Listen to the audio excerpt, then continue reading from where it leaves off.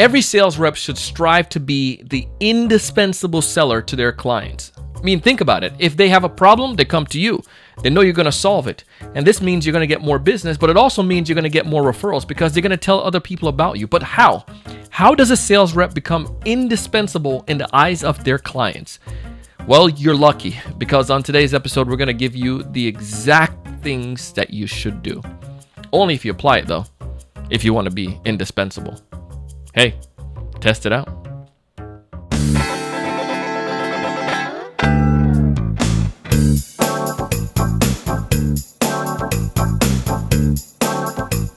Hey, everyone. Welcome to another great episode of the Sales Evangelist Podcast. I'm your host, Donald Kelly, the Sales Evangelist. And I'm so excited for another great episode. I'm so excited to be here with you today. And on this episode, we have Nick Casale. And here's the cool thing about Nick. He's working with a company called Sendoso. And they're doing some fantastic things when it comes towards really personalizing the outreach and connecting with your prospects. I won't give you all of the details on that. If you heard of Sendoso, you probably could check them out. You know about them. But he's going to give you a little bit more about them and some of the cool things they're doing. But it's not just that. Because of Nick's experience, he's the director of sales with Sendoso. And because of his experience working as an individual contributor and now as a sales leader, he's been able to see some fantastic things. And what he's going to talk about is really comes down to being indispensable. How can we be indispensable in the eyes of our clients? How do we make that possible? And he's going to break down some formula, well, basically just break down some ideas that you can take advantage of, and you can make the formula from that. Anyways, I won't take up much more time. Let's go ahead and dive straight into the interview. Welcome to the show, Nick. How you doing, Donald? Thanks for having me. You know, I can't complain, man. Another beautiful day here in paradise. I'm excited to talk to you. I think you're from the other coast, right? You're in California? I am. I'm here in San Francisco, but I actually grew up in Miami, Florida. No, serious? Yep. Dang, man. So I'm in a 561. So you're from the 313. I mean, the 305. 313 is Detroit. 305. Still got the area code. Still got it, right? That's good, man. Yeah, I love Miami. We go down and, with the pandemic right now, I haven't got a chance to go play too much. And we have a newborn. Well, he's hitting 1 this year, but we wanted to go give him a christening of what Miami is like. Congratulations. Thanks, man. Well, I'm excited to talk to you today. I bragged about you a little bit in the introduction there, in the teaser before we started. And I wanted to, for you, if you don't mind, just in a sentence or two, tell us a little bit more about you, man, what you do right now. Yeah, absolutely. So I'm the director of sales at a company called Sendoso. So Sendoso basically makes it easy to send anything, anywhere. So whether that's a Starbucks gift card to a prospect of yours or a branded Patagonia to one of your clients, we facilitate that process as the technology layer, the integrations into Salesforce, outreach, you name it. But we also handle all the legwork and the heavy lifting with our warehouse and the logistics of it. It's awesome, man. We are a huge fan. We're huge fans of the idea of sending gifts to prospects. And I've done a couple episodes of how we've done that. And I don't know, maybe my data was off, but we saw like about a 67% appointment set with targeted accounts that we vetted and that we were going after. And the team was like blown away. They're like, can we do this all the time? So technology like your stuff makes it a lot easier and effective. So, but let's talk about this, man. Becoming indispensable to our customers and to our prospects. Why? What are some of the biggest issues you're seeing right now that are plaguing sales reps and inside sales BDRs when it comes towards being indispensable?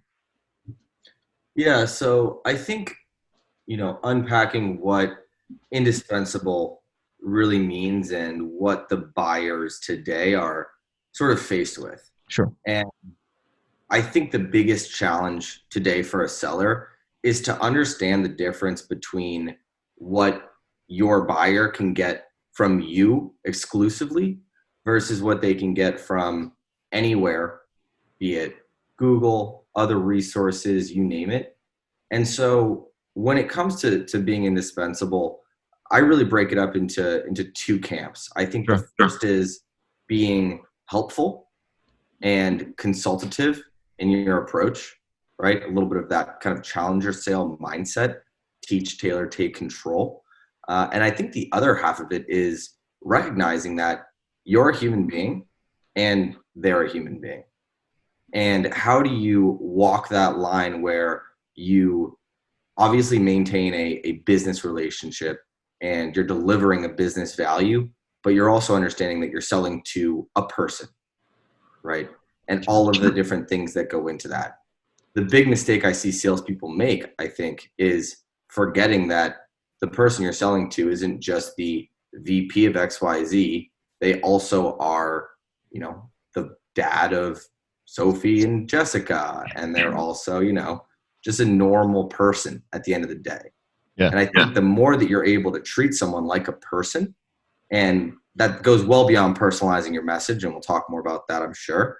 But understanding that they're a real person, they go through the same stuff that everyone else does. Just because they're the person who's holding your budget, making the decision, whatever it might be, if you treat them like that dollar value, you're going to lose that connection and erode that trust. Mm. Yeah, no, I agree with you 100% on that idea when it comes to the being human.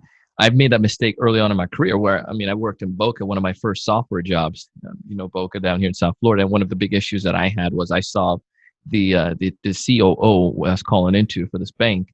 I saw him as just like the superhuman. This guy was way beyond my pay grade, and he knew so much more than I did. And I didn't understand all this detail, but I knew my product and the service that we were offering, but I had that as a hang up. And what I did was just send out those, excuse, hello, sir, this is Donald with ABC Company. And I didn't see him as an individual.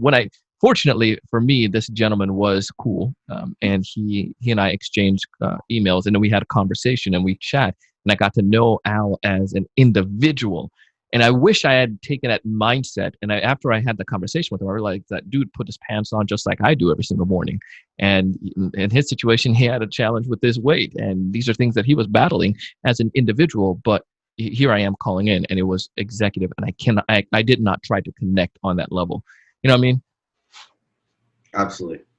Yep. So with your team right now, how do you go about helping them to break past that and to see people as human? Because a lot of times it's just a data in Salesforce or CRM that here's so-and-so from XYZ company. How can we get to that level? Mm-hmm. Yeah. So let's take, what everyone's dealing with right now in sales, or really no matter what your job is, you're trying to figure out how to adapt right now. Yeah. And what the world looks like today, what it's going to continue to look like, because I think what everyone has realized now is there's no line in the sand of pre-COVID, post-COVID, right?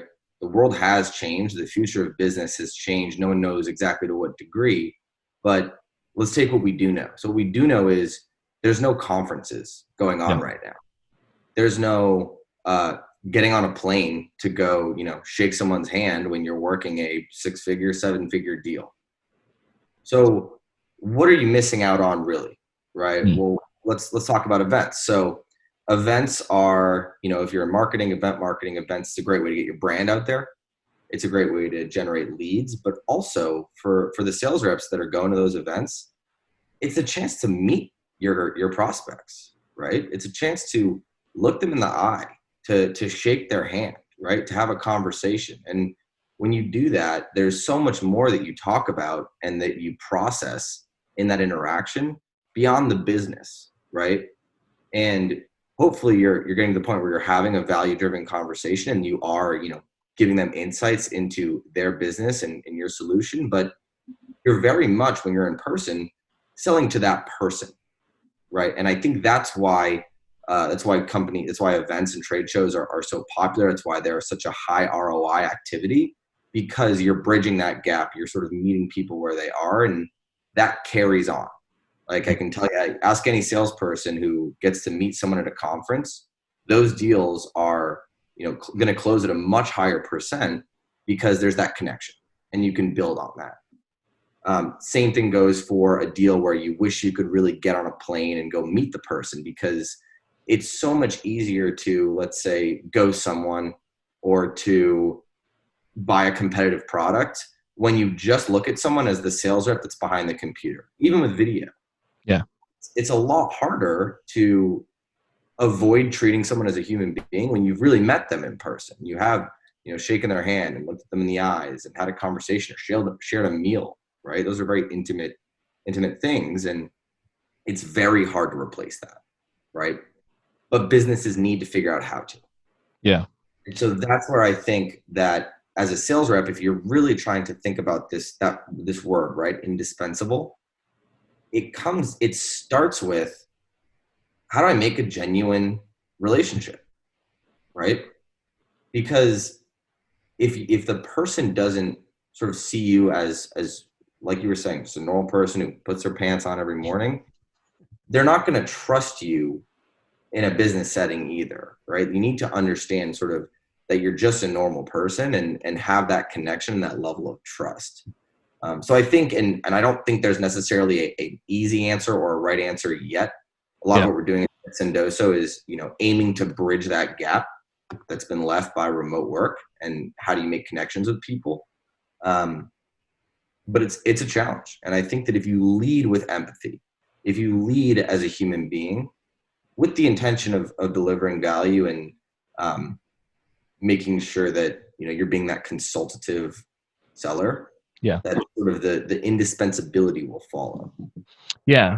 And I love the concept when it comes towards me being I want, when people open my email, Nick, for them to say, this is valuable. This guy knows what he's talking about. This guy actually took some time to talk to me. I'm not going to delete that, or I'm not going to, because over time, you if you get deleted so much, by the prospect, you're going to get put in their spam, or to get into in that area. And I think that comes with an extra level of preparation, like an extra level of authenticity, so that you can give that value to the prospects. And I mentioned this at a little bit at the beginning, and I want to just kind of share an idea here. What we have taken advantage of is utilizing Starbucks gift cards. And we did this with a couple of our customers. One guy was totally manual. We were working with a client in the medical industry. And what we were trying to get to some of these behavioral health facility. Anyways, we did this whole campaign where we send them these like boxes in the mail. And we put like a movie ticket inside the box, and some things for a movie and blah, blah, blah. But we tied it towards the prospect. When that prospect now, and I connected with his executive assistant, when we had that conversation and they saw that we were bringing something unique to the table, plus in my conversation, they weren't deleting my emails anymore. We got past that, and we evolved into something, and eventually became a deal. Now, one of them didn't work out, but from this campaign that we did, for the majority of them, they did. And it just came back to the fact that now I wasn't seen as a sales rep just trying to get something. I was giving them something. And even if they didn't go with us, they had a little gift that they could use. And that's how I see, the relationship, I think, with taking advantage of tools like Sendoso can really help a sales rep. Am I off on that, on how you guys have seen clients to take advantage of that as well, to become indispensable? No, I think you're exactly correct there. And the distinction I'll make too is, Sure, I think you have to earn the right to become indispensable, right? And I think that a lot of sellers have this skill set and the knowledge base and the acumen of their space, their product, the buyer's unique challenges. I think that a lot more reps have that than maybe you'd expect or you'd think. Yeah. Challenge, I think, and where the skill comes in, is the reps that are able to earn the right to get to that point where they become that trusted advisor. Because you can't just from zero become a trusted advisor, right? If someone emails me right now and it's a very intelligent point and it makes a lot of assumptions about my business and they tell me they can do it better, I'm going to say, I don't trust you. Right? But if a friend of mine or someone I know, right, says, hey, Nick, was just thinking about it, and sends the same exact content, I'm going to stop and think about that, right? Because it's someone that I trust. So it's really to get to that point of being indispensable and being able to deliver that value, right? By being a trusted advisor, by being consultative, you need to earn the right. I think you earn the right by making sure you're being personable, personalizing your messaging, right? And connecting as a human, right? Back to that point. So I don't want to be too confusing for the listeners in terms of you don't necessarily become indispensable by being personalized, by making that connection, but That's how you earn the right to become indispensable. I think that's a good clarification there. Yeah, and I think that's huge, because once you do that, you've earned that right. And the best sellers that I know are the people who know their product inside and out, know the market inside and out, really have a desire to learn about the customer and the business value. But they can also tell you their champion at the last company they closed, what the name of their dog is, right? Or where they live, or, what vacation that buyer went on most recently, because they're connecting on that human level. Yeah. No, yeah, I feel that when in a way, you go back to the comment you shared earlier, that sales reps innately probably know this. They probably have the skills and capabilities to do it, but it's just really tapping into it. And I think sometimes, I know I fell into this category. And when I was managing a team at one point, I made the mistake of that too, where I focus more on the numbers rather than on the, this idea. And then sometimes I see sales reps where they will focus, well, I got to hit the numbers rather than let me hit the quality, approach. Am I making sense there? And I think there's a balance with leadership. Because sometimes you get that mixed message where you get the appointment, but also you got to make sure you hit your numbers. Like, but it takes that personalization, or the path, or the time to get to that to be seen as credible. It takes effort. It takes some time. It does. And I think the difficult part about it is there isn't really a shortcut, because it takes authenticity. And these episodes, then I was looking for the shortcut the whole time. If only. And look, I mean, there's products that help, right? Yeah. For sure. And there's ways to sort of supercharge your ability to do this stuff. But at the end of the day, you can't fake authenticity. And that's what you need to be able to sort of deliver to build that trust. And I think that's a difficult piece for salespeople everywhere too. And I know I struggled with this and still struggle with it, is you want to sort of steal, right, from what you see other people doing and what makes them successful. Yeah. But you got to put your own flavor on it. You've got to be yourself too.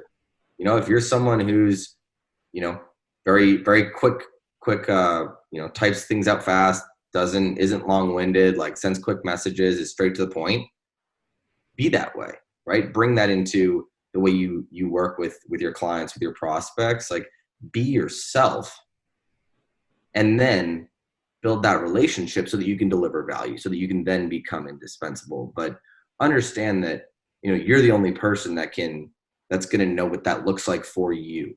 There's no exact blueprint. And I think the more that you lean into sort of who you are, right, with the confidence that you know your product inside and out, your value inside and out, you're going to then be able to build that trust a lot better. Yeah. And I feel I had a trainer back in the days named Bernie, and one of the things Bernie used to always say, I think he got it from somebody else, you're born an original, don't die a copy. And too often, going back to this idea, I saw that, Barbara used this amazing pitch.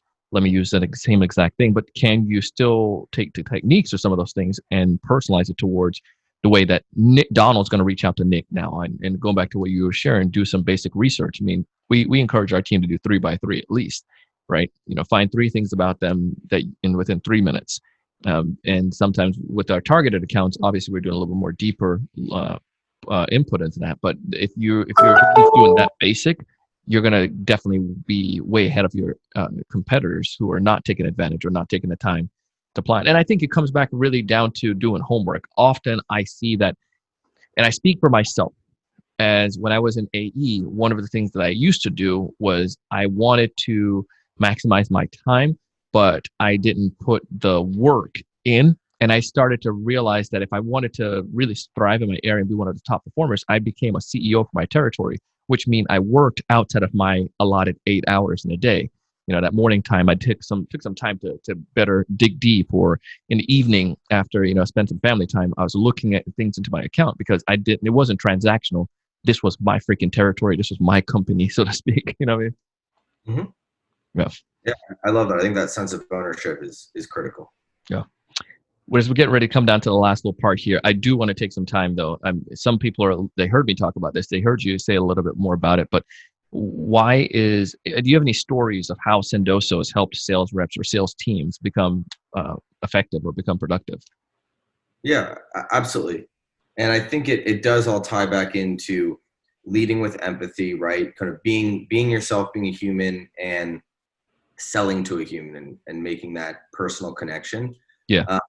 So, I'll tell you two quick stories. So one is what some of our clients have been really successful with doing sort of during COVID, during the pandemic here. And I think, again, it goes back to leading with empathy. And the one counterintuitive thing that we've seen that's been successful here is drop the CTA, maybe, right? Interesting. Everyone's so busy being asked for things, right? You have 15 minutes, you have this.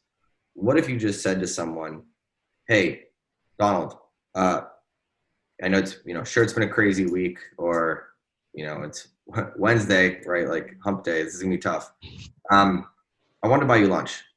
Here's a $20 Uber Eats gift card. Order lunch from, maybe a local restaurant that's struggling right now. Or if you're not hungry, you can donate this amount to charity. That's it. And this is someone who, maybe you sent them a bunch of emails, tried to call them, sent a LinkedIn. You've had an ask.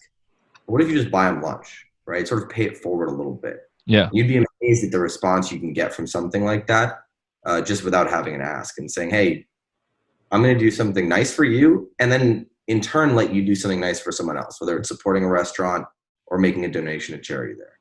Oh, man. I love that because, hey, it's, it's unique. I don't know how many times someone sent you a gift card for lunch. I'd be open to it. I'll take it. Shoot, man. That's one piece. And then the other is we've seen, and, I learned from our customers. I learned from the people I work with, right? Like these ideas are certainly not mine. But we saw in one of our SDRs, David, who's phenomenal. This guy does his homework like no one else, right? When you talk about this and, earning the right to become indispensable and be that trusted advisor. So he was trying very hard to sell into the CMO at a company called MongoDB, a woman named Meg Eisenberg. She's brilliant. Couldn't get a response, emails, phone calls, right? Nothing's working. And we know we have a value to deliver to them. They have a sales team, right? They're trying to sell. They could be using our product. So David gets an idea. He goes onto her Twitter and he sees that she's very active in supporting Girls Who Code, right? The charity. Fantastic charity. If you haven't heard of it, look it up. Yeah.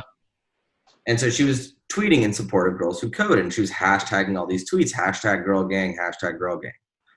So David gets an idea. He goes on to Amazon and he finds a coffee mug that says, support your local girl gang. Right? And so Sendoso integrates with Amazon. So he's able to, right inside of Amazon, click a button that says, send with Sendoso.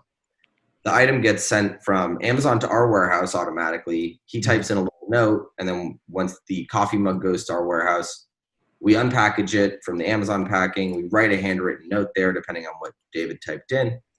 We put it in a box that's branded Sendoso, so it actually looks like David sort of sent this to himself and put all this work in, right? And it gets sent out. Mm-hmm. Megan emails him back and posts a picture of it on her Twitter. And this is someone who, right? Yeah. He has his emails, and all of a sudden, not only does he have the meeting, right? Not only does he have the CMO's attention of a huge company, but she's now even gone above and beyond and said, wow, this is incredible. Look what I got, and posted it on Twitter, right? So you're able to not only earn the right to have that conversation, but you've built that relationship. You've recognized that you're selling to someone as a human being, and you're putting that foot forward to earn the right then to become that trusted advisor. So that's one of my favorite stories.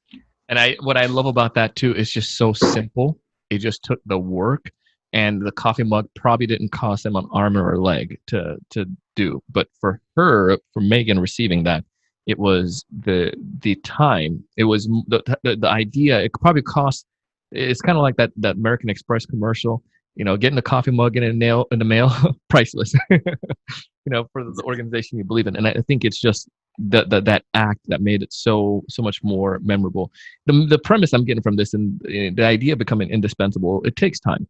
You got to get the credibility like you're sharing here, and it requires me to not just wake up one morning and think that if I just blast people then I'm going to be successful. It takes me putting my effort in and putting the work in, and it seems like it's everything else in life. But I love this, and I really like these examples, and I'm hoping that somebody will send me now a gift card to a restaurant. So if you listen to this episode, you want to get my attention, go send me that gift card. Connect with Sendoso. There you go. Nick, one final tip. If there's one final takeaway you want folks listening to this episode to walk away with, what's that one major piece of advice? I've already hammered it, but I'll just reiterate it. Lead with empathy. You have no idea what your buyers are going through right now. I made a mistake a couple weeks ago, emailed someone for the third time after not responding, and their response was, "Hey, sorry I went dark. I have just now gotten some help with childcare." Oh. Right. So assume, right, default to that people are trying their hardest and that no one knows how to deal with this. Lead with empathy, sell to the human, understand that the product you're selling is not the most important thing in the entire world. Make that connection and earn the right to be an advisor and to be trusted. Done. If folks want to connect with you and Sendoso, what's the best way for them to go about doing so, Nick? I'm easy. I am Nick, N-I-C-K, at sendoso.com. You can always go to sendoso.com. We're easy to find. Awesome, man. Well, we'll put this information back in our show notes. And if you're watching here on YouTube, I want you guys to go down and click on the links and connect with Nick and with Sendoso. Appreciate you guys. Thanks again for coming on the show, Nick. Thanks, Donald.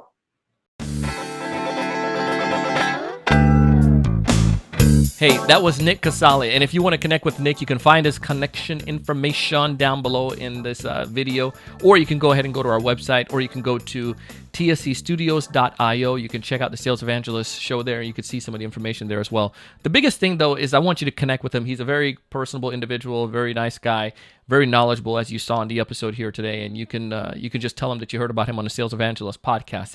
If you haven't done so already, you're listening to this for the first time, go ahead and subscribe. If you're watching this on YouTube, do that. That'll be greatly appreciated. Hit that button as well as hit the chime, and we'll notify you whenever we produce a new episode like this.